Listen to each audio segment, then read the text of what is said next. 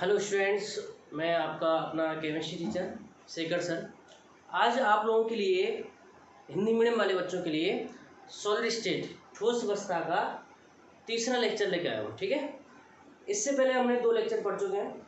2 lecture में जो मैं आपको बता दूँ डिस्कस किया था, मैं थोड़ा रिवाइज करा दूँ। सबसे पहले मैंने बताया था ठोस द्रव गैस को किस प्रकार बांटा गया है। उसके अलावा मैंने ठोसों के गुण पढ़ाए थे और फिर मैंने ठोसों के प्रकार पढ़ाए थे। प्रकार में 2 होते हैं, एक क्रिस्टलाइन होता है क्रिस्टलीय ठोस, एक होते हैं अक्रिस्टलीय ठोस जिन्हें अमोर्फस भी कहते हैं। ठीक है, तो जनरली मैं थोड़ा सा रिवीजन करा दूं। आपके जो क्रिस्टलीय ठोस थे,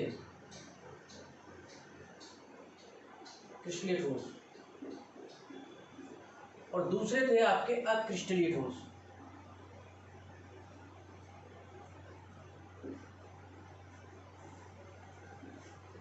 क्रिस्टलीय ठोस में मैंने बताया था अणुओं की निश्चित ज्यामिति होती है,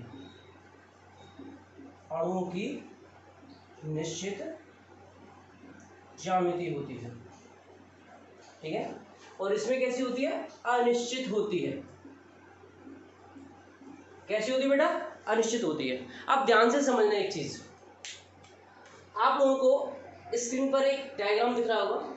इस वाले डायग्राम में आप देख पा रहे होंगे कि जितने भी आपके अणु जुड़े हुए हैं उनका एक निश्चित क्रम है, और इस वाले डायग्राम में आप देख पा रहे होंगे कि जितने भी अणु हैं उनका कोई पैटर्न नहीं है, कोई कैसे भी, कोई आकृति कैसी दिख रही है, कोई छोटी है कोई बड़ी है। ठीक है, तो ये आपका ऑर्डर था। सेकंड पॉइंट था कि आपके जो ये होते हैं दीर्घ परासी होते हैं, ये होते हैं लघु परासी होते हैं। मैं बता चुका था, अगर आप ईंटों को निश्चित क्रम में जमाओगे तो आपको एक बड़ी लंबी दीवार मिल सकती है, लेकिन अगर उनमें से एक भी ईंट थोड़ी सी डिस्टर्ब हो गई तो वो 4 या 5 फीट के बाद ऑटोमेटिक गिर जाते हैं। तो अणु अगर निश्चित क्रम में है तो आपको दीर्घ परासी अवस्था मिलेगी, अगर आपके अनिश्चित क्रम में है तो आपको कैसी मिलेगी? लघु परासी अवस्था मिलेगी। तीसरा जो है मैंने बताया था, इनके जो गलनांक एवं क्वथनांक होते हैं वो तीक्ष्ण होते हैं।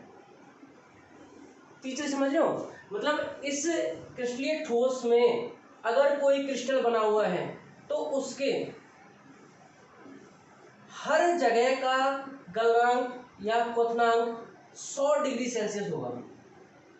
क्या होगा? 100 डिग्री सेल्सियस। मतलब क्रिस्टलीय ठोसों में हर एक भाग का जो गलनांक और क्वथनांक होता है वो समान होता है। आप लोगों को डायग्राम में इस टाइम दिख रहा होगा, आप लोग डायग्राम में देख पा रहे हो कि इस डायग्राम के अंदर आपको 4 पार्टों का भी, जितने भी 4 भाग हैं उनका जो क्वथनांक है वो 100 डिग्री सेल्सियस दिख रहा है।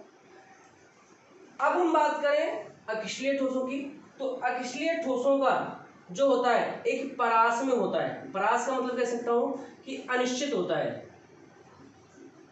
अनिश्चित कैसे सर? इनका कोई फिक्स नहीं होता। अगर 4 पार्ट है ना, अगर किसी अक्रिस्टलीय ठोस के ऐसे, तो इस पार्ट का कुछ अलग होगा, इसका अलग होगा, इसका अलग होगा। इसका 100 तो इसको 105 हो जाएगा, इसका 110 हो जाएगा, इसका 115 हो जाएगा। समझ रहे हो ना? अक्रिस्टलीय ठोसों में जो पूरी आकृति होती है उस आकृति के प्रत्येक भाग का जो क्वथनांक होता है वो अलग अलग होता है। आप लोगों को डायग्राम में दिख रहा होगा। ठीक है, कंप्लीट। इसके अलावा मैं आपको बता दूं, मैंने बताया आप लोगों को कि इन ठोसों में जो है स्पष्ट विदलन पाया जाता है। स्पष्ट विदलन आपको याद होगा, स्पष्ट विदलन सर वो होता है जिसमें किसी भी वस्तु को धारदार औजार से काटने पर हमें चिकनी सतह मिलती है। मैं आप लोगों से गुजारिश करूंगा, हिंदी मीडियम वाले बच्चों से, कुछ हेडिंग्स को इंग्लिश में याद रखें। क्रिस्टलीय ठोस को बोलते हैं क्रिस्टलाइन सॉलिड। बहुत ही सिंपल है, मजा भी आएगा आप लोगों को। आप लोगों को भी ऐसा लगेगा कि हाँ कुछ नए वर्ड सीखे हमने। ठीक है, तो आपको कुछ न्यू हेडिंग्स याद रखनी है। इनको बोलते हैं अमोर्फस सॉलिड, या आप इन्हें अक्रिस्टलाइन भी बोल सकते हो, अक्रिस्टलाइन सॉलिड। तो आपको ये जो हेडिंग है ये प्रॉपर आनी चाहिए। इनमें जो है स्पष्ट विदलन पाया जाता है, स्पष्ट विदलन, और इनमें कैसा पाया जाएगा? अस्पष्ट। मैं बता चुका हूं कि आपके ये वाली जो गुण होते हैं इस वाले ठोस में आके बिल्कुल अपोजिट हो जाते हैं, उल्टे हो जाते हैं, विपरीत हो जाते हैं। आपको यहाँ पर एक डायग्राम दिख रहा होगा, इसमें मैंने एक वस्तु को काटा हुआ है और इसकी सतह जो है बिल्कुल चिकनी है। ध्यान से देखो इस डायग्राम को, इसकी सतह बिल्कुल चिकनी है। इसमें अगर मैं देखूं तो आपको एक डायग्राम दिख रहा होगा, इसमें जैसे ही मैं अक्रिस्टलीय ठोसों को काटता हूँ तो मेरे को देख लो एक खुरदरी सतह मिलती है। ठीक है, तो ये इनमें अंतर होता है। विषमदैशिकता और समदैशिकता वाला मैं समझा ही चुका हूँ, आप लोगों को उम्मीद है अच्छे से समझ आ गया होगा कि जब हम किसी ठोस के अंदर अलग अलग दिशाओं से घुसते हैं और अगर हमें अणुओं की व्यवस्था समान मिलती है तो उस गुण को समदैशिकता बोलते हैं।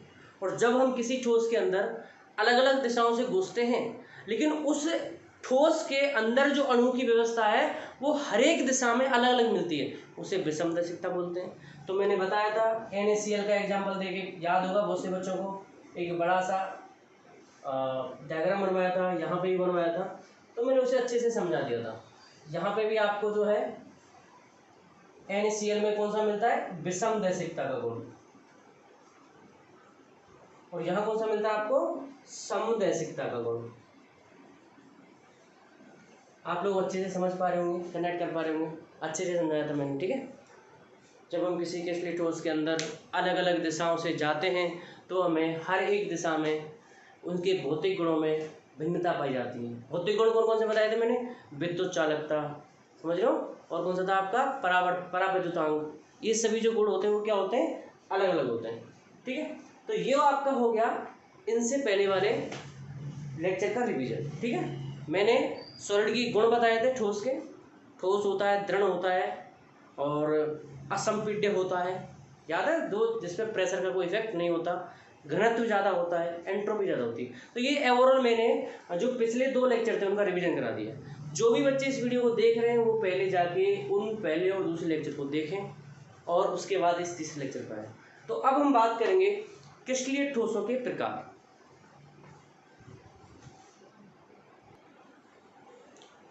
अब आप लोगों को मैंने क्रिस्टलीय ठोसों के जो प्रकार हैं वो सेकंड लेक्चर में, दूसरे लेक्चर जो है उसमें बता दिए थे।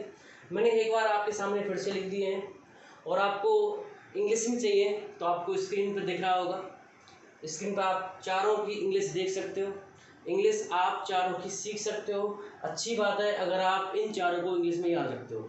ठीक है, तो स्क्रीन पर आपको इंग्लिश में चारों दिख रहे होंगे। नेक्स्ट बात करते हैं, अगर मैं यहाँ पर सबसे पहले पढ़ूँ आणविक क्रिस्टलीय ठोस को, ध्यान समझना, इन क्रिस्टलीय ठोसों को पढ़ाने के लिए मैं आपके लिए एक बहुत ही प्यारी चीज़ लेके आया हूँ और बहुत ही ईजी है। हाँ, थोड़ी राइटिंग पे मत जाना क्योंकि मैं बचपन से ऐसे ही लिखता हूँ, मैंने कभी राइटिंग पे ध्यान नहीं दिया, मेरी जो राइटिंग है वो सुंदर नहीं है। हाँ, इतनी है कि आप लोगों को आसानी से समझ आ रही होगी। ठीक है, तो देखो ध्यान से, आणविक क्रिस्टलीय ठोस, आयनिक क्रिस्टलीय ठोस, धात्विक क्रिस्टलीय ठोस और सहसंयोजक क्रिस्टलीय ठोस। ठीक है, ध्यान से सुनो, आपके जो आणविक क्रिस्टलीय ठोस होते हैं मैं सबको एक बार कॉमन बता रहा हूं। ठीक है, इन चारों का एक कॉमन पार्ट है अवयवी कण। आप लोगों को नजर आ रहा होगा, इन चारों में एक कॉमन पार्ट है अवयवी कण। कि इन चारों के अवयवी कण क्या क्या होते हैं, तो देखो बहुत ही कमाल की चीज, इन चारों के जो अवयवी कण होते हैं ना वो इनके नाम में छुपे हैं। कैसे, आणविक क्रिस्टलीय ठोस, आणविक मतलब यहाँ पर जो है जो अवयवी कण है वो क्या होता है, अणु होता है। इसके नाम में आयनिक मतलब यहाँ पर जो है अवयवी कण क्या होता है, आयन होता है।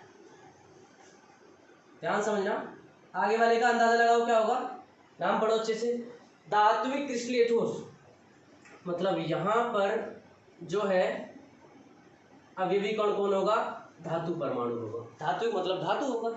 सहसंयोजक क्रिस्टलीय ठोस मतलब यहाँ पर जो है सर आपका अवयवी कण होगा वो सहसंयोजक परमाणु होगा। मैं काफी सुंदर राइटिंग लिख रहा हूँ, आप लोगों की वैसे वरना मेरे को इतनी भी नहीं आती। ठीक है, तो इनके अवयवी कण अणु, इनके हो गए आयन, इनके हो गए धातु परमाणु, इनके होते हैं सहसंयोजक परमाणु। कुछ लोग सोच रहे होंगे, कुछ बच्चे पूछ रहे होंगे सर ये अवयवी कण क्या होता है, तो देखो ध्यान से, अवयवी कण जो वो होता है जिस चीज से कोई जो क्रिस्टल जालक बना होता है, कोई ठोस जिन्हें छोटे छोटे कणों से मिलकर बना होता है उसे बोलते हैं अवयवी कण। जैसे अगर मैं एक इस दीवार का उदाहरण दूं तो इस दीवार का जो अवयवी कण है वो क्या होगी, ईंट होगी। क्या होगी, ईंट होगी। अगर मैं एक चौक का डिब्बा उठाऊं तो उस चौक के डिब्बे का, उसमें 150 चौक आते हैं, 150 चौक का जो अवयवी कण है वो क्या होगा, एक सिंगल चौक होगा। एक सिंगल चौक को 150 बार रिपीट करने पर, दोहराने पर हमें एक चौक का डिब्बा मिल गया। तो अवयवी कण जिससे कोई ठोस मिलके बना होता है। ठीक है, अब मैं बात करूं सर आणविक क्रिस्टलीय ठोस किससे मिलके बना होता है, अणुओं से। आयनिक क्रिस्टलीय ठोस किससे बना होता है, आयनों से। धात्विक क्रिस्टलीय ठोस किससे बना होता है, धातु परमाणुओं से। सहज संयोजक क्रिस्टलीय ठोस किससे बना होता है, सहज संयोजक परमाणु से। सिंपल। मैं आपको बहुत ही प्यारी चीज बताने वाला हूं, आज तक आप लोगों ने नहीं पढ़ी होगी, ना ही पढ़ोगे। सेकंड चीज, बंध का प्रकार।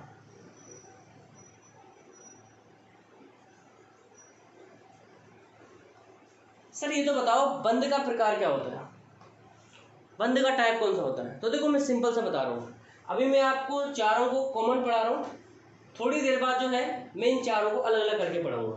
ठीक है, इसमें अणु है और अणुओं के बीच आपका या तो वान डेर वाल बंध हो सकता है, वान डेर वाल बंध, या फिर द्विध्रुव आकर्षण बल हो सकता है,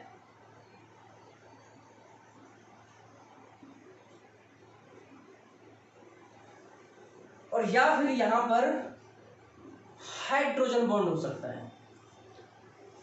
ठीक है, हिंदी में लिख देना हाइड्रोजन बंध। यहां पर 3 तरह के बंध हो सकते हैं अणुओं के बीच में। और आपको अगर याद हो तो मैंने दूसरे लेक्चर में आणविक क्रिस्टलीय ठोस को 3 भागों में बांटा था। ठीक है, तो ये 3 भाग हो गए। उस हिसाब से आयनिक क्रिस्टलीय ठोस में आयन कितने प्रकार के होते हैं, प्लस माइनस। एक तो सर आपका धनायन होता है और एक ऋणायन होता है। और मैं बॉन्ड की पहली वीडियो में, सबसे पहली वीडियो में बता चुका हूं कि आयनों के बीच जो आपका बल लगता है इसे बोलते हैं स्थिर वैद्युत आकर्षण बल। क्या बोलते हैं, स्थिर वैद्युत आकर्षण बल। ठीक है, और इसमें जो है इसको हम किसी भी चीज से शो कर सकते हैं, मतलब एक आभास होता है। याद रखना, मैंने उस दिन ही बताया था, सहसंयोजक जो बंध होते हैं उनको सीधी लाइन से प्रदर्शित करते हैं, आपके जो उप सहसंयोजक होते हैं उसे तीर से प्रदर्शित करते हैं, हाइड्रोजन बंध को हम डॉट डॉट से करते हैं, और प्लस माइनस के बीच में कुछ नहीं लगाते हैं। कुछ का मतलब समझ लो, जिसमें आपको एग्जाम्पल दूं, मेरे हाथ में अगर 2 चुम्बक हैं, क्या है, 2 चुम्बक, ये 2 चुम्बक है, अगर मैं इनको इस तरह हाथ के आर पार लगाता हूँ, आपने देखा होगा किसी पेपर के आर पार भी लगाओगे तो ये दोनों चुम्बक इस हाथ से चिपक जाती हैं। आपने खूब बचपन में खेला होगा ये खेल। अब मैं तुमसे कहूँ कि एक चुम्बक जो ये है पीछे वाली, आगे वाली को बांधे रख रही है, इनके बीच कुछ ना कुछ तो आकर्षण बल है ना। क्या तुम्हें वो दिख रहा है क्या? जब तुम 2 चुम्बक को किसी पेपर, किसी कागज के दोनों तरफ लगाते हो तो चुम्बकें एक दूसरे को आकर्षित करती हैं, एक दूसरे पर चिपक जाती हैं, उनके बीच तो कागज आ गया ना। मैं आपसे पूछूं, बताओ इनके बीच जो आपको बंध है वो दिख रहा है? नहीं दिख रहा ना। ये इस तरह का बंध होता है जो कि हमें दिखता नहीं है, बट ये दोनों आयनों के बीच लगने वाला आकर्षण होता है। समझ रहे हो ना, आकर्षण मतलब ये ऑटोमेटिक होता है, ये मतलब कह सकते हो अपारदर्शी होता है, पारदर्शी होता है। पारदर्शी मतलब हमें दिखता नहीं है। ठीक है, तो यहाँ पर इन आयनों के बीच एक आकर्षण बल लगता है, और उस आकर्षण बल का नाम ही क्या होता है, स्थिर वैद्युत आकर्षण बल। मैंने अच्छे से पहली वीडियो में समझाया हुआ है। धातु परमाणु, धातु परमाणु में सर कौन सा बंध होगा, धात्विक बंध। ठीक है, और जो सहसंयोजक परमाणु है इसमें भी नाम से ही पता चल रहा है सर, इस प्रकार के ठोसों में कौन सा बंध होगा, सहसंयोजक बंध। ठीक है, तो ये जो है मैंने आपको समरी कराई है। समरी मीन्स आपको मैंने आइडिया दे दिया कि अगर आपसे कोई पूछे आणविक क्रिस्टलीय ठोस, आपको सीधा आंसर देना है ऐसे ठोस जिनमें अवयवी कण अणु पाए जाते हैं। खत्म। सेकंड, आयनिक क्रिस्टलीय ठोस, सिंपल सा आंसर, ऐसे ठोस जिसमें अभिविकरणों के रूप में आयन होते हैं या आयन पाए जाते हैं, आयनिक क्रिस्टलीय ठोस कहलाते हैं। इसकी तुम परिभाषा बनाना सीखे होंगे। याद रखना, मैं आप लोगों को सिखाने आया हूँ, रटाने नहीं आया। कोई भी चीज़ मैं आपसे कह रहा हूँ कि 10% मैं करूँगा, 90% तुम करोगे, इस कॉन्फिडेंस के साथ पढ़ो। मैं आपको प्रॉमिस कर रहा हूँ कि इसकी परिभाषा एक ही बच्चा बना सकता है। ऐसे ठोस जिनमें अभिविकर्ण धातु परमाणु होते हैं, हो गया। ऐसे ठोस जिसमें अभिविकर्ण सह संयोजक परमाणु होते हैं, सह संयोजक क्रिस्टलीय ठोस कहलाते हैं। ठीक है। अब अगर सेकंड पॉइंट आपको लिखना है, इन ठोसों में ये 3 प्रकार के बंध पाए जाते हैं। आपसे कोई पूछे आयनिक क्रिस्टलीय ठोस में किस प्रकार का बंध पाया जाता है, आपका आंसर सर उनके मध्य, आयनों के मध्य स्थिर वैद्युत आकर्षण बल पाया जाता है और इसे ही अपन क्या बोलते हैं, आकर्षण बल को ही आयनिक बंध बोलते हैं। पहली वीडियो देखे चैनल पे जाके, सबसे पहली वीडियो मैंने वहां बताया हुआ है, सबसे पहली वीडियो में सब बताया मैंने। ठीक है। नेक्स्ट सर, धात्विक क्रिस्टलीय ठोसों में धात्विक परमाणु के बीच धात्विक बंध पाया जाता है।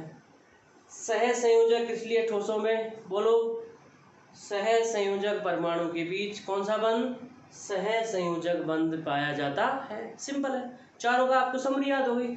आपके राजस्थान बोर्ड में जितना आता ना उतना मैंने करा दिया है। अभी मैंने समरी में जितना आपके सिलेबस में है उतना मैंने करा दिया है। बस मैं इन चारों को अलग से डिस्कस करूँगा। अलग से डिस्कस क्यों करना है, क्योंकि बहुत ज़्यादा इंपॉर्टेंट है। आप लोगों को मेरे इस चैनल पर एक एक कंसेप्ट जो है बुक से एक्स्ट्रा मिलेगा, कुछ अच्छा मिलेगा, आपकी बुक में नहीं होगा, लेकिन वो आपके लिए बहुत ज़्यादा इम्पोर्टेंट होगा। नॉलेज के हिसाब से आप लोगों के लिए बहुत ज़्यादा ज़रूरी है और मेरे को उम्मीद है कि मैं आपको पूरी तरह समझा पाऊँगा। ठीक है।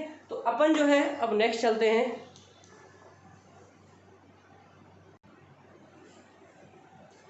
कुछ बच्चों ने जो है इसको कॉपी नहीं किया होगा इससे पहले वाले को, तो मैं उनसे रिक्वेस्ट कर रहा हूँ पेन कॉपी लेके बैठे हमेशा, और पेन कॉपी लेके ही इस चैप्टर को पढ़ें। बहुत ही कंसेप्ट का चैप्टर है, एक एक चीज़ क्लियर कराने वाला हूँ।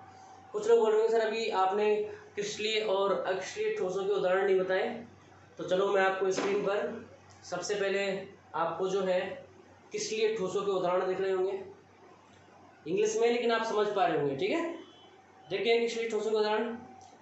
अब नेक्स्ट जो है आपको दिख रहे होंगे अक्रिस्टलीय ठोसों के उदाहरण। ध्यान से देखो, आपको अक्रिस्टलीय ठोसों के उदाहरण भी दिख रहे होंगे जिन्हें अमोर्फस सॉलिड बोलते हैं। क्या बोलते हैं, अमोर्फस सॉलिड। सारी इंग्लिश टर्म आपको याद होनी चाहिए, दोनों के एग्जाम्पल करा दिए। ठीक है, ये पॉइंट पीछे मिस हो गया था, कोई ना। अब अपन बात करते हैं इन आणविक क्रिस्टलीय ठोसों को प्रॉपर तरीके से कैसे पढ़ते हैं सर, मतलब इनको हमें अच्छे से पढ़ना है, तो अच्छे से स्टडी करनी है, तो स्टडी करते हैं। आणविक क्रिस्टलीय ठोस जो है 3 प्रकार के होते हैं, जिनमें से जो पहला होता है वो होता है अध्रुवीय आणविक ठोस। क्या होता है, अध्रुवीय आणविक ठोस। इसकी परिभाषा ध्यान से देखो, ऐसे ठोस या ऐसे आणविक ठोस जिनमें अध्रुवीय अणु पाए जाते हैं। कैसे अणु बेटा, अध्रुवीय अणु। हो गया, ध्यान से देखो, ऐसे आणविक ठोस जिनमें कैसे अणु पाए जाएंगे, ध्रुवीय अणु। कैसे पाए जाएंगे, ध्रुवीय अणु।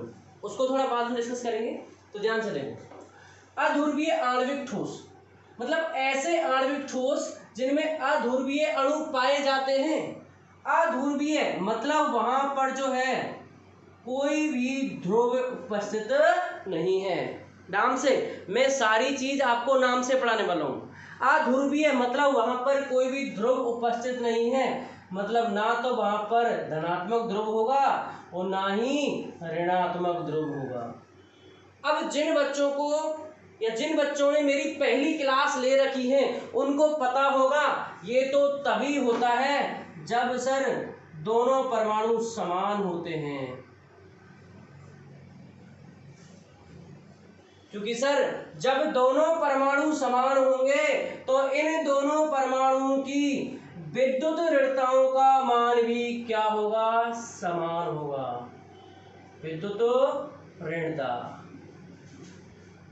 विद्युत ऋणता को मैं 5 बार पिछले लेक्चर से बता चुका हूँ, अब भी बता रहा हूँ, विद्युत ऋणता का मतलब होता है इलेक्ट्रॉन खींचने की क्षमता, भरतपुर की भाषा में इलेक्ट्रॉन खींचने की औकात, किसकी पावर, किसकी शक्ति कितनी ज्यादा है। जब इन दोनों की ताकत इलेक्ट्रॉन खींचने की इस बंध के इलेक्ट्रॉनों की बराबर है तो ना तो ये इलेक्ट्रॉन इधर जाएगा और ना ये इधर जाएगा। मतलब इन दोनों के बीच जो इलेक्ट्रॉन उपस्थित हैं वो अपनी जगह पर स्थिर रहेंगे और इस केस में इन पर जो उपस्थित आवेश का मान है वो क्या होगा, 0 होगा। इसी तरह सर इन दोनों परमाणु के बीच भी क्या होगा, आवेश 0 होगा। यहाँ पर भी आवेश कौन सा होगा, 0 होगा। तो ध्यान से देखो, जब इनका आवेश का मान 0 है तो आपने द्विध्रुव आघूर्ण पढ़ा होगा, फिजिक्स में पढ़ा होगा, केमिस्ट्री में पढ़ा होगा। द्विध्रुव आघूर्ण म्यू बराबर होता है आवेश Q इंटू डी, आवेश इंटू दूरी, ठीक है। द्विध्रुव आघूर्ण का मान आवेश और दूरी के गुणनफल के बराबर होता है। जब यहाँ पर Q की वैल्यू 0 है तो आपकी म्यू की वैल्यू भी क्या होगी, 0 होगी। बस आपका कंसेप्ट खत्म हो गया। ऐसे आणविक क्रिस्टलीय ठोस जिनमें अध्रुवीय अणु पाए जाते हैं उन्हें अध्रुवीय आणविक क्रिस्टलीय या अध्रुवीय आणविक ठोस कहते हैं। और इन ठोसों में दो परमाणु की विद्युत ऋणताओं में कोई अंतर नहीं होता, कोई अंतर नहीं होता। कुछ बच्चे साथ साथ नोट्स बना सकते हैं, सभी बच्चे।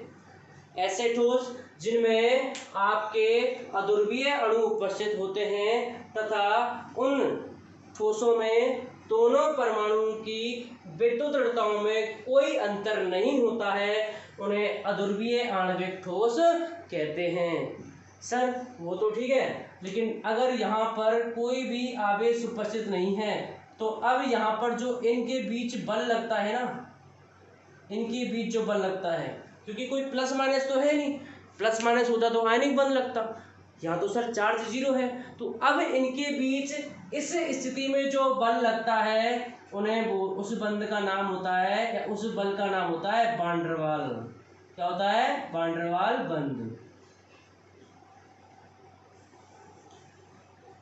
अध्रुवीय अणुओं के बीच कौन सा बंध उपस्थित होता है, वान डेर वाल बंध। आप लोगों ने सुना होगा वान डेर वाल का नाम 11th क्लास में, नहीं सुना तो मैं आपको बता दूं, पूरी केमिस्ट्री में सबसे कमजोर बंध कौन सा होता है, वान डेर वाल बंध होता है। कौन सा होता है, वान डेर वाल। याद रखना, इसे छोड़ के सब मजबूत होते हैं, ये सबसे कमजोर बंध होता है। और इस बंध का दूसरा नाम जो है वो लंदन बल भी होता है। क्या बोलते हैं, लंदन बल भी बोलते हैं। और आपने ये 11th क्लास के 5वें अध्याय में पढ़ा होगा, वान डेर वाल बंध, इसे लंदन बल भी बोलते हैं और इसे परिक्षेपण बल भी बोलते हैं। तो अध्रुवीय अणु मैंने फिक्स करा दिया है। अब ये भी कण कौन होंगे, अध्रुवीय अणु।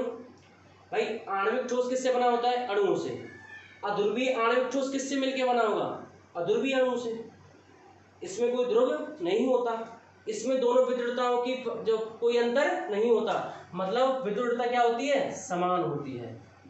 इस प्रकार के ठोसों में जो भी आपके परमाणु होते हैं उनकी जो विद्युत ऋणता वो क्या होती है, समान। इसकी भी, इसकी भी, इसकी भी, इसकी भी, इसकी भी, इसकी भी। और विद्युत ऋणता समान होने पर आवेश 0 होता है, जिसकी वजह से द्विध्रुव आघूर्ण का मान कितना प्राप्त होता है, 0 प्राप्त होता है। ठीक है। और इनके बीच बंध कौन सा होता है, वान डेर वाल बंध होता है, जिसकी वजह से ये जो है ठोस है वो बहुत ही कमजोर पाए जाते हैं। कह सकता हूं कि इन ठोसों का जो क्वथनांक और गलनांक है वो बहुत कम होता है। क्या होता है, बहुत कम होता है। समझ आ गया कंसेप्ट, कोई दिक्कत तो नहीं है इसमें। तो ये तो हो गया आपका पूरा अध्रुवीय आणविक ठोस। अब स्क्रीन पर मैंने आपको कुछ इसके एग्जांपल्स दिखाए हुए हैं, ध्यान से देख लो। जो भी आपको एग्जांपल्स दिख रहे होंगे H2, I2, O2, helium, argon, जितनी भी आपकी अक्रिय गैस होती है सब आपको स्क्रीन पर दिख रहा होगा। ये इस अध्रुवीय आणविक ठोसों के क्या होते हैं, उदाहरण होते हैं। ठीक है। नेक्स्ट बात करते हैं ध्रुवीय अणु की। ध्यान रखना, ध्रुवीय अणु इससे जस्ट उल्टा है।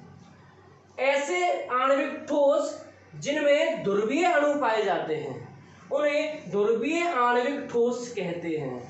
नाम से समझो, ध्रुवीय मतलब यहाँ पर एक तो पॉजिटिव ध्रुव होगा, एक नेगेटिव ध्रुव होगा, एक तो प्लस होगा, एक माइनस होगा। अब ये जो ध्रुव होता है वो किस तरह का होता है वो समझते हैं, ध्यान से देखो। अगर मैंने कोई एग्जांपल ले लिया HCl, हाइड्रोजन की विद्युत ऋणता का मान होता है 2.1, ठीक है, ये याद रखनी है आपको।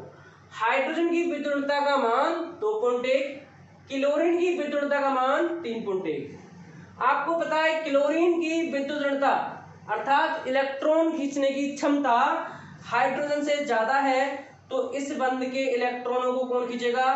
क्लोरीन खींचेगा। तो इस पर आ जाएगा डेल्टा माइनस, इस पर आ जाएगा डेल्टा प्लस। सर डेल्टा क्यों लगाया आपने, तो पूरे प्लस माइनस क्यों नहीं लगाए?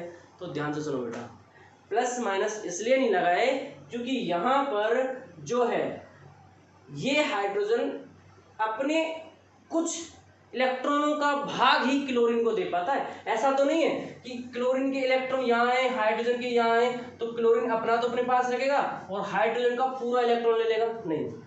हाइड्रोजन भी तो कुछ ना कुछ ताकत लगाएगा ना, इसलिए हाइड्रोजन अपने इलेक्ट्रॉन को अपने पास रखने की कोशिश करता है, लेकिन क्लोरीन जबरदस्ती उससे उस इलेक्ट्रॉनों के करीब 70% जो है अपनी तरफ खींच लेता है, उस इलेक्ट्रॉन का 70% भाग अपनी तरफ खींच लेता है। इसलिए यहाँ पर इलेक्ट्रॉन का जो स्थानांतरण है वो पूर्ण रूप से नहीं हुआ है, आंशिक रूप से हुआ है, और आंशिक रूप से होने की वजह से यहाँ पर लगाया मैंने डेल्टा।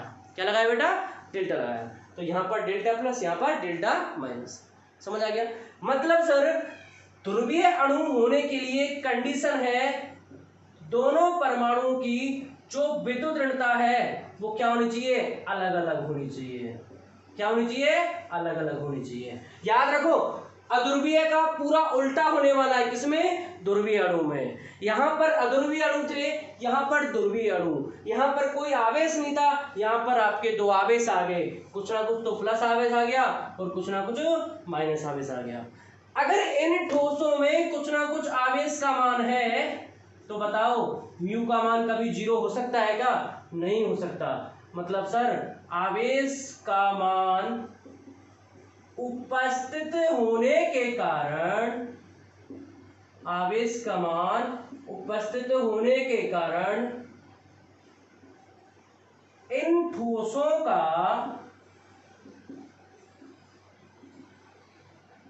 द्विध्रुव आघूर्ण कभी भी शून्य नहीं होता है, कभी भी शून्य नहीं होता है। मतलब इन ठोसों में कुछ ना कुछ द्विध्रुव आघूर्ण का मान आएगा ही आएगा। आपको वैल्यू याद रखनी है, आपको इतना याद रखना है कि अध्रुवीय जो आणविक ठोस है इनमें द्विध्रुव आघूर्ण 0 मिलता है, इनमें 0 नहीं होता, इनमें कुछ ना कुछ मान प्राप्त होता है। नेक्स्ट पॉइंट बात करें यहाँ पर सर वान डेर वाल बंध था, तो यहाँ पर बंध कैसा होगा? तो ध्यान से सुनो, द्विध्रुव का मतलब होता है ऐसी कोई चीज जिसमें दो ध्रुव होते हैं, दो ध्रुव। मैंने HCl को ऐसे लिख दिया, H plus delta plus delta minus, H को डेल्टा प्लस Cl को डेल्टा माइनस। ध्यान से देखो, दूसरा HCl अणु और ले लिया मैंने, इसको लिख दिया मैंने H delta plus Cl delta minus. तो ध्यान से देखो, यहाँ पर नेगेटिव चार्ज है, यहाँ पर पॉजिटिव चार्ज है, तो इनके बीच जो आकर्षण बल लगता है, इस आकर्षण बल को नाम किस आधार पर देते हैं? ये आपका एक क्या हो गया? द्विध्रुव हो गया। ये भी आपका क्या होगा? एक द्विध्रुव हो गया।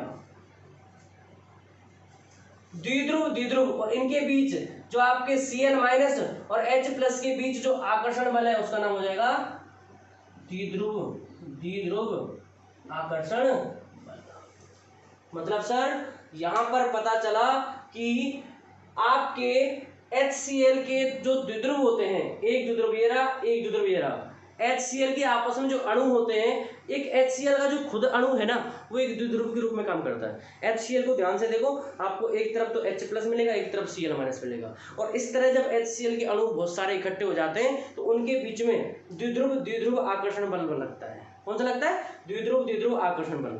अब ध्यान रखना, ये जो द्विध्रुव आकर्षण बल लगता है ये इस वान डेर वाल बल से क्या होता है? देखिए, मजबूत होता है। मैंने बताया था वान डेर वाल बल सबसे कमजोर होता है, उससे मजबूत कौन होता है? द्विध्रुव आकर्षण बल। यहां तक कोई दिक्कत नहीं है, समझ गए होंगे।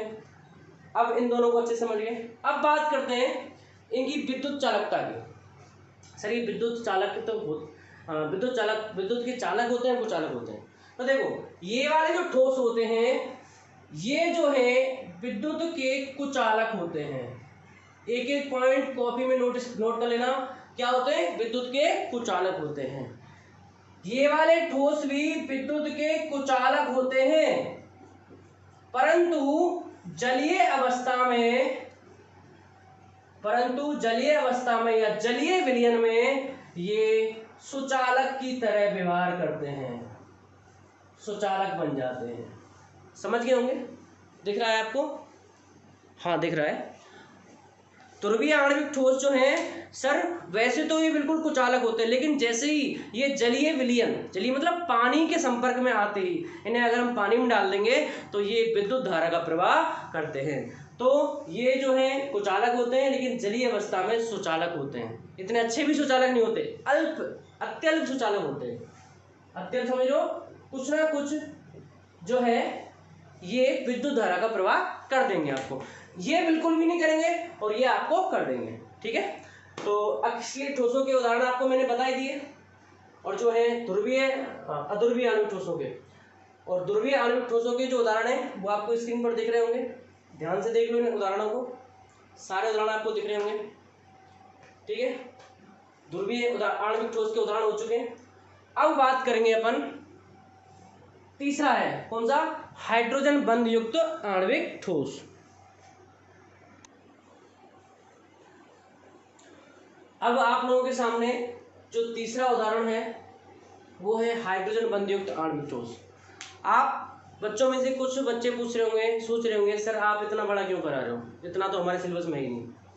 देखो बच्चों, आपके सिलेबस में चीज़ें डायरेक्ट रखी हुई हैं, मैं आपको एक एक चीज़ का रीज़न बता रहा हूँ, ऐसा क्यों हो रहा है, रीज़न क्या है उस चीज़ का।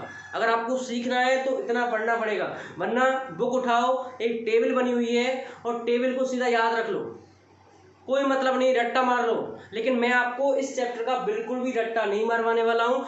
एक एक पॉइंट जब मैं इतनी मेहनत कर रहा हूँ तो आप लोग भी अच्छे से याद कर सकते हो। तो बात करते हैं तीसरे की, हाइड्रोजन बंध युक्त आणविक ठोस। जिन बच्चों ने मेरे बॉन्ड वाली वीडियो देखी है उन्हें पता है कि हाइड्रोजन बंध बनने से पहले हमको क्या करता है? फोन करता है। हाइड्रोजन बंध जब भी बनेगा क्या करेगा? फोन करेगा। फोन का मतलब जब भी हाइड्रोजन या तो दो फ्लोरीन के बीच में, या तो ऑक्सीजन के बीच में, या तो नाइट्रोजन के बीच में, कंसेप्ट सुनना, वहां पर जाके आप हाइड्रोजन बॉन्ड की वीडियो देख सकते हो, आप लोगों को अच्छे समझ आ जाएगा। जब भी आपका हाइड्रोजन या तो दो फ्लोरीन के बीच, या तो ऑक्सीजन परमाणुओं के बीच, या तो नाइट्रोजन परमाणु के बीच उपस्थित होगा तो वहां पर कौन सा बंध बनेगा? हाइड्रोजन बंध। तो यहां पर सबसे पहले मैं एग्जांपल दे रहा हूं, उदाहरण जो है ठोस HF। इस आणविक ठोस की परिभाषा आप लिख सकते हो, ऐसे आणविक ठोस जिनमें परमाणु के बीच हाइड्रोजन बंध पाया जाता है उन्हें हाइड्रोजन बंध युक्त आणविक ठोस कहते हैं। मैं थोड़ी स्पीड ज़्यादा कर रहा हूँ, मेरी बोलने की स्पीड थोड़ी ज़्यादा है, आप वीडियो को रोक के आराम से स्लो मोशन में देखिए, ठीक है, आपको समझ आएगा। ऐसे ठोस जिनके बीच हाइड्रोजन बंध पाया जाता है उन्हें हाइड्रोजन बंध युक्त आणविक ठोस कहते हैं। अच्छे से नोट्स बना सकते हो, और ज़्यादा प्रॉब्लम आई तो मैं नोट्स के जो है आपको PDF भेज दूँगा, ठीक है। तो देखो ठोस HF,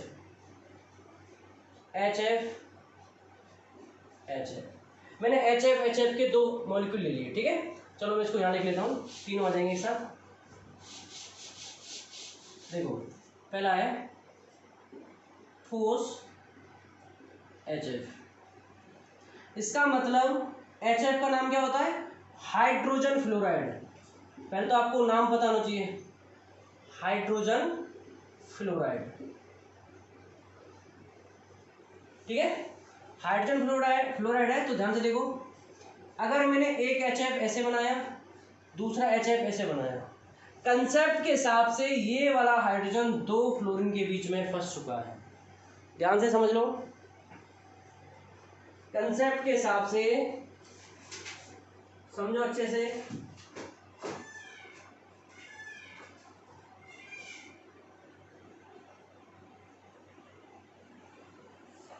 कंसेप्ट के हिसाब से ये वाला हाइड्रोजन दो फ्लोरीन के बीच में फंस चुका है, मतलब यहाँ पर कौन सा बॉन्ड बनेगा, हाइड्रोजन बॉन्ड। और जो हाइड्रोजन बंध है इसको हम किससे शो करते हैं, डॉटेड लाइन से। सब कुछ पढ़ा चुका हूँ पहली वीडियो में। अगर मैं दूसरा उदाहरण ले लूं, ठोस H2O, जिसे हम क्या बोलते हैं, बर्फ बोलते हैं। क्या बोलते हैं, बर्फ। इसको मैं ध्यान से देखूं तो एक H2O का अणु कुछ इस तरह और दूसरे H2O का अणु कुछ इस तरह। तो यहाँ पे भी ये वाला हाइड्रोजन दो ऑक्सीजन के बीच में आ चुका है, और दोनों के बीच में आया तो कौन सा बॉन्ड बना, हाइड्रोजन बॉन्ड। कौन सा बना, हाइड्रोजन बॉन्ड। ठीक है, नेक्स्ट जो है, अगर मैं तीसरा ले लूं, ठोस NH3। ठोस NH3 में अमोनिया के दो परमाणु लेता हूं, तो ध्यान से देखो,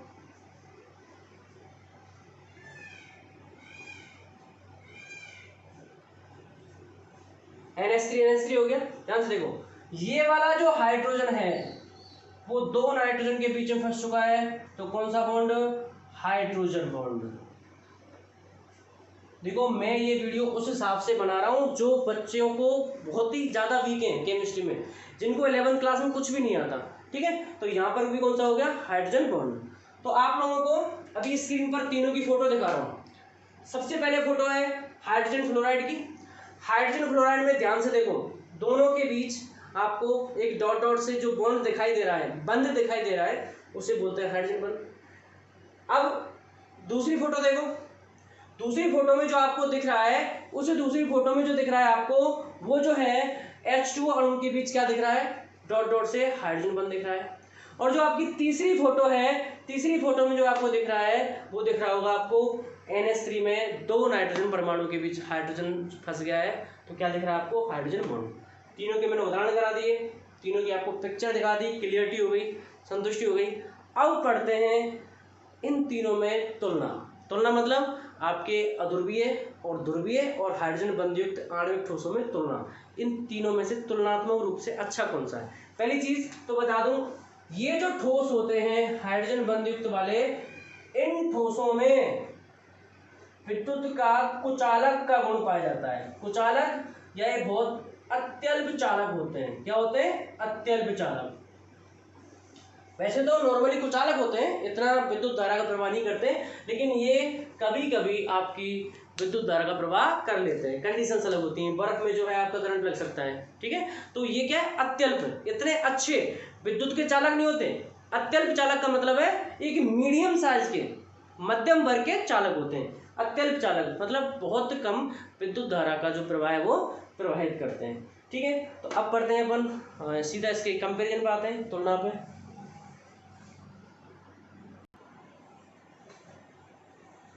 हाँ तो बच्चों, आप लोगों के सामने मैंने तीनों प्रकार के ठोसों के बंध लिख दिए हैं।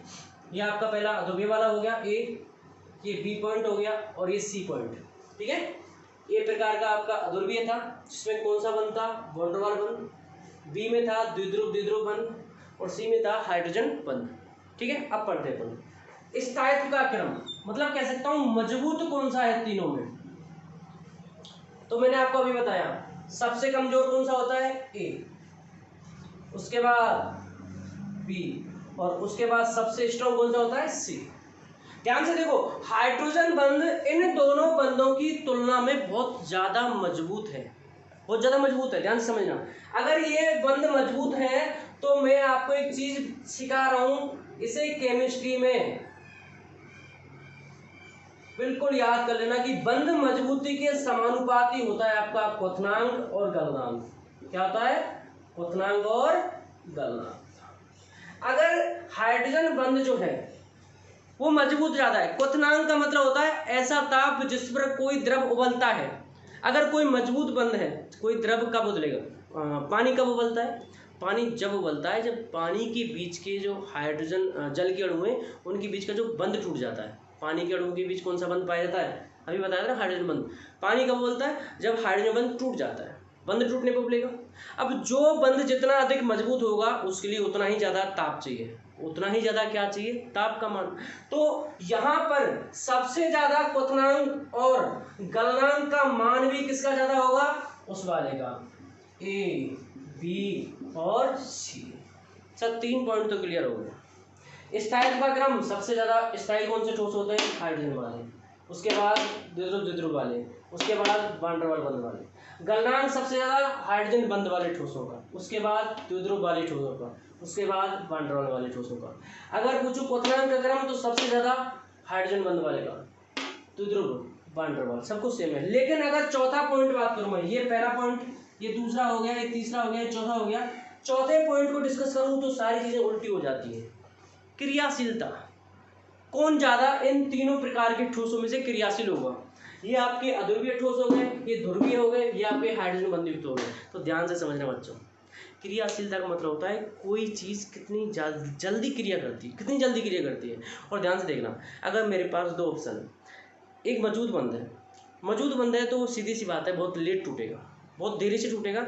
जब वो टूटेगा देरी से, क्रियाशीलता का मतलब समझा रहा हूँ, कोई भी क्रिया होती है ना, कोई भी रासायनिक अभिक्रिया होती है, उसमें पुराना बंध टूटता है, नए बंध बनते हैं। आपको पता है कोई भी आपकी ऑर्गेनिक केमिस्ट्री में पुराने बंध टूटते हैं, नए बंध बनते हैं। तो जहां पर बंध मजबूत है वो लेट टूटेगा, देरी से टूटेगा। जब ये टूटा लेट है तो बनेगा भी लेट, तो क्रियाशीलता कम हो गई ना। लेकिन कोई बंध जितना ज़्यादा कमजोर है उतना जल्दी टूटेगा, उतना जल्दी टूटेगा तो उतना जल्दी नया बंध बनाएगा। तो कमजोर बंध जो होता है उसकी क्रियाशीलता अधिक होती है। इसका मतलब सर क्रियाशीलता में नंबर 1 पे कौन आएगा, ए पॉइंट, उसके बाद बी पॉइंट, देन उसके बाद सी पॉइंट। समझ गए होंगे। क्रियाशीलता का मतलब है सर जो बंध जितना अधिक कमजोर होगा वो उतना जल्दी टूटेगा, उतना जल्दी नया बनाएगा। तो यहाँ पर जो क्रियाशीलता है वो अध्रुवीय ठोसों की जो है ज़्यादा होती है, किससे, ध्रुवीय ठोसों से, और ध्रुवीय ठोसों की ज़्यादा होती है किससे, हाइड्रोजन बंध वाले ठोसों से। और मैं बता दूं इन तीनों प्रकार के ठोसों के लिए, अध्रुवीय, ध्रुवीय और हाइड्रोजन बंध वाले, ये ठोस जो है कम ताप और अधिक दाब पर, कम ताप और अधिक दाब पर ठोस अवस्था में पाए जाते हैं। किसमें पाए जाते हैं, ठोस अवस्था में। ध्यान रखना ये सारे ठोस जो हैं, अगर ये जो कम ताप, टेम्परेचर कम होना चाहिए, दाब का मान अधिक होना चाहिए, कमरे के ताप पर जो है ये किस में पाए जाते हैं, ठोस अवस्था में पाए जाते हैं। तो ये जो मैंने अभी आपको है पूरा कंप्लीट करा दिया है अध्रुवीय वाला। बचा कौन सा, आयनिक, धात्विक और आपका सहसंयोजक। देखो मैं एक एक चीज खोल के करा रहा हूँ, किसी भी बच्चे को छोटा सा भी डाउट हो तो आप मेरे को व्हाट्सअप कर सकते हो। मैंने पहले ही बोला था कोई भी डाउट नहीं होना चाहिए आपकी ज़िंदगी में। कोई प्रॉब्लम है तुरंत मेरे को मैसेज कर दो, कॉल नहीं करना है, मैसेज करना है, मैं आपको तुरंत उसका रिप्लाई करूँगा, आपको सेटिस्फाई करूँगा। और वीडियो अच्छी लगी हो तो कमेंट करना, लाइक करना, शेयर करना, और चैनल को सबसे ज़्यादा वीडियो को अपने फ्रेंड्स में शेयर करो, सब्सक्राइब करवाओ, कुछ करो यार। खाली बैठे तुम पढ़ते रहते हो फालतू में, मैं गला फाड़ रहा हूँ कैमरे के सामने, ना तुम में से मुझे कुछ दिखता है। सिर्फ एक आध की क्लास में क्या होता है, बेइज्जती हो जाती है। क्लास में होते हो तुम तो एक आध बच्चे को पकड़ लिया, उसकी बेइज्जती कर दी, थोड़ा अच्छा लगता है कि हाँ मज़ा आता है क्लास में। यहाँ बोरिंग लाइफ चल रही है, कैमरा मेरे सामने रखा है, मुझे बोलना पड़ रहा है और तुम आराम से मुस्कुरा रहे हो, हैं गंदे बच्चों। ठीक है, तो इसको कंप्लीट करके मुझे बताना, अच्छे से करना, और जो नेक्स्ट लेक्चर है उसमें अपन आगे डिस्कस करेंगे। तो मिलते हैं अगली वीडियो में।